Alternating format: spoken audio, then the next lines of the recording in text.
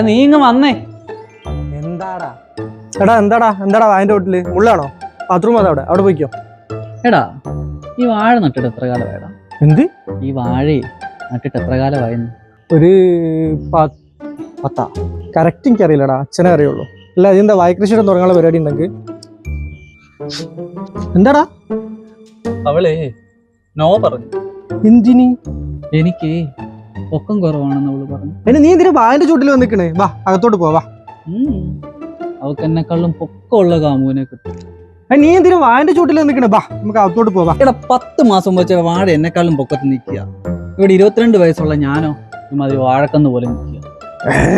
പണ്ടാറം എടാ, അത് പ്രകൃതിയാടാ മണ്ട. ചെടികൾ പെട്ടെന്ന് ഹൈറ്റ് വെക്കും. എനിക്കും വേണം ഹൈറ്റ്.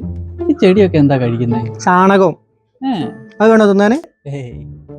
ഞാനേ ഈ വാഴപ്പിണ്ടി കറി വെച്ച് കഴിച്ചാലോ പൊക്കം വെക്കാനായിട്ട്? അതിനെക്കാട്ടി നല്ല നീ വായയിലെ തോരൻ വെച്ച് കഴിച്ചു. ഞാൻ പോവാ.